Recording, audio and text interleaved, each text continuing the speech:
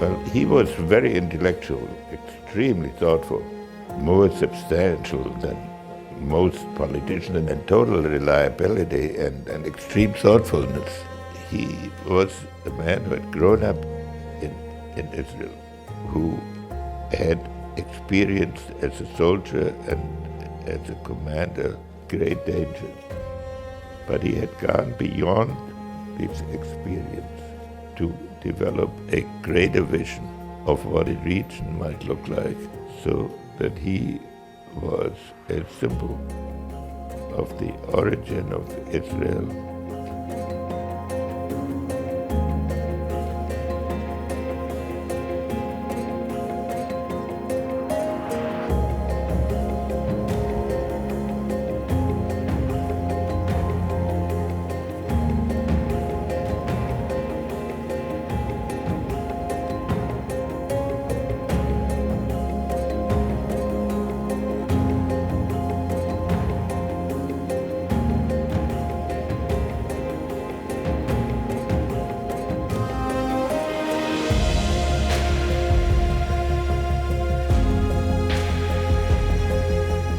He made his way by his intelligence, his integrity, his superb preparation.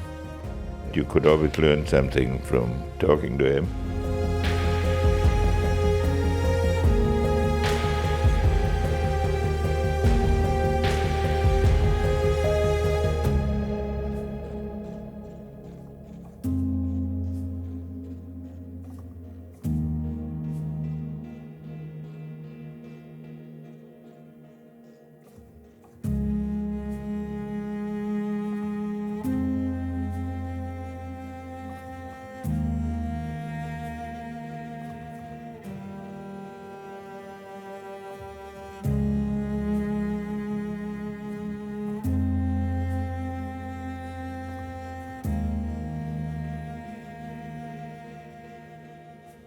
Now, what is his legacy? In my experience, he went through all the ambivalences Israelis must have about the problem of peace and the problem of security.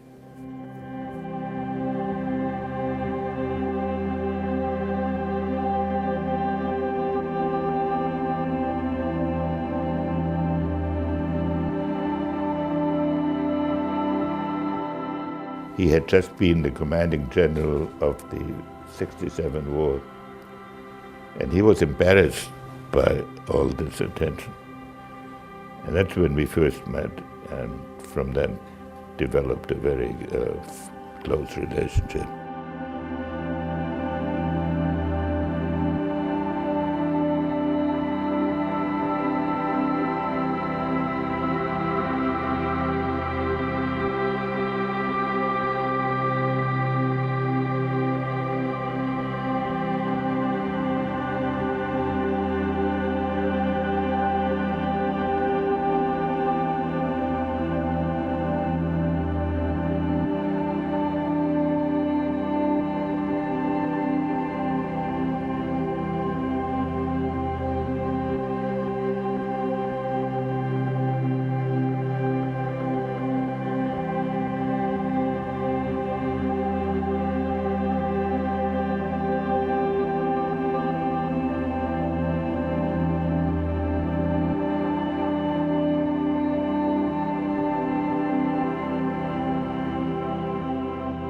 He started out as a military man, and he had experienced all the tragedies and the tensions.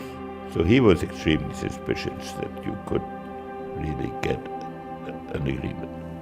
And I think it is probably fair to say that without Shimon Peres, the original Oslo agreement would not have been made then.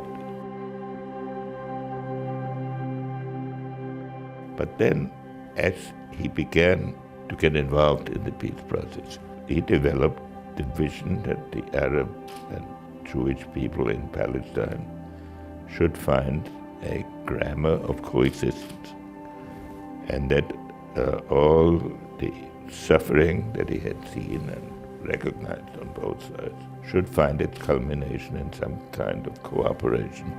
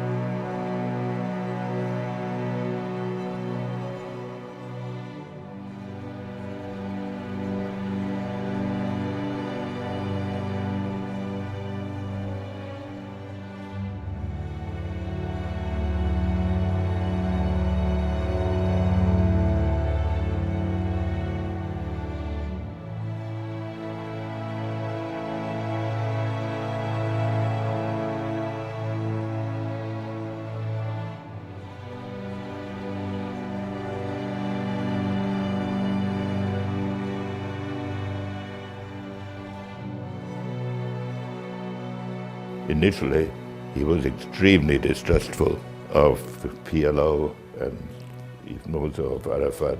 But then as the peace process evolved, he came to a commitment to attempt to contribute to it.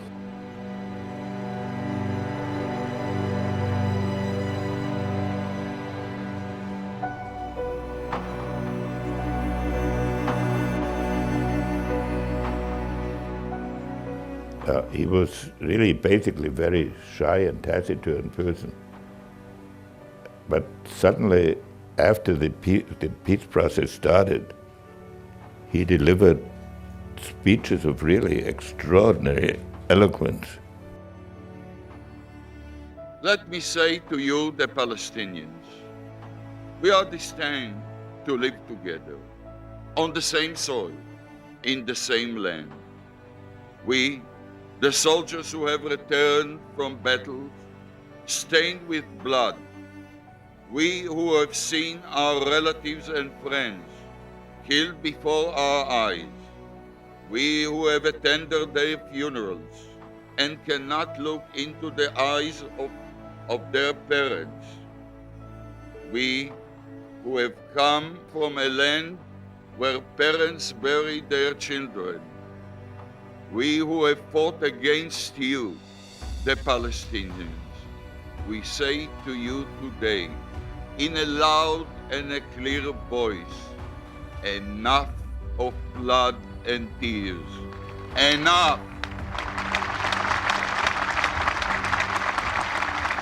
To me, he represents ambivalences and complexities of the Jewish existence in Israel and the commitment to find a peaceful solution.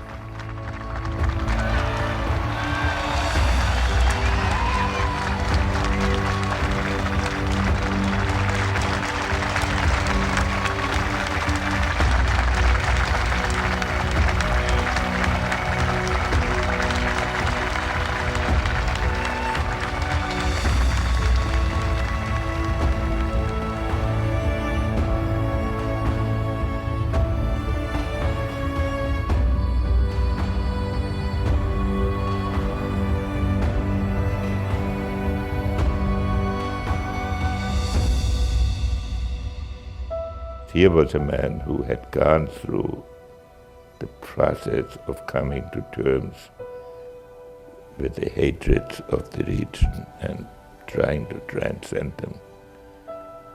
And to be assassinated at an event that was really dedicated to that was an enormous sadness.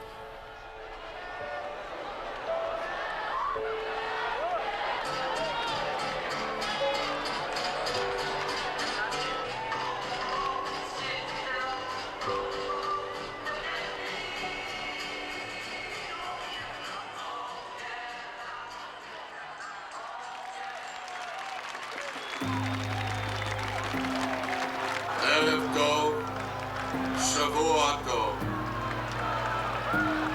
הרשו לי לומר שאני גם מתרגש.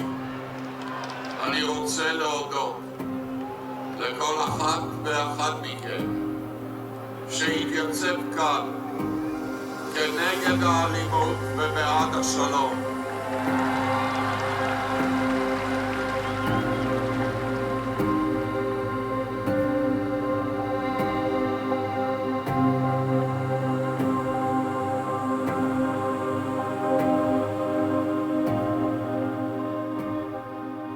His legacy was really, in a way, at his funeral, the collection of the assemblage of international leaders, including from the Arab world, who came to that funeral, was absolutely astonishing.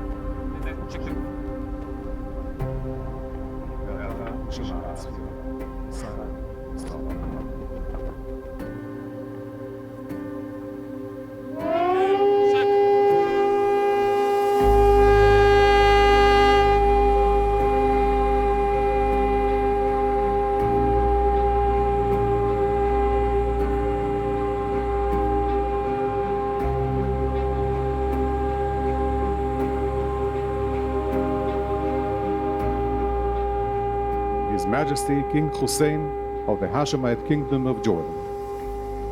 I had never thought that a moment would come like this when I would grieve the loss of a brother, a colleague, and a friend. You lived as a soldier, you died as a soldier for peace. And I believe it is time for all of us to come out openly and to speak our piece. Not here today, but for all the times to come. To all the people of Israel, the American people mourn with you in the loss of your leader, and I mourn with you, for he was my partner and friend. Every moment we shared was a joy because he was a good man, and an inspiration because he was also a great man. Yitzhak Rabin lived the history of Israel. Through every trial and triumph, the struggle for independence, the wars for survival, the pursuit of peace, and all he served on the front lines.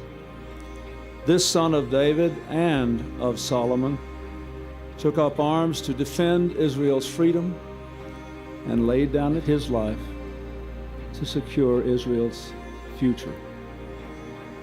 He was a man completely without pretense, as all of his friends knew. Well, the last time we were together, not 2 weeks ago, he showed up for a black tie event on time, but without the black tie. And so he borrowed a tie, and I was privileged to straighten it for him. It is a moment I will cherish as long as I live. Today, my fellow citizens of the world, I ask all of you to take a good, hard look at this picture. Look at the leaders from all over the Middle East and around the world who have journeyed here today for Yitzhak Rabin and for peace. Though we no longer hear his deep and booming voice, it is he who has brought us together again here in word and deed for peace. Now it falls to all of us who love peace and all of us who loved him to carry on the struggle to which he gave life and for which he gave his life. So let me say to the people of Israel, even in your hour of darkness, his spirit lives on, and so you must not lose your spirit. The Kaddish, the Jewish prayer for mourning, never speaks of death, but often speaks of peace. In its closing words, may our hearts find a measure of comfort, and our souls the eternal touch of hope. Oseh Shalom, Bimromav, Hu Ya'aseh Shalom Alyenu, Vi Al Kol Yisrael, Vi Imru, Amen, and Shalom Haver.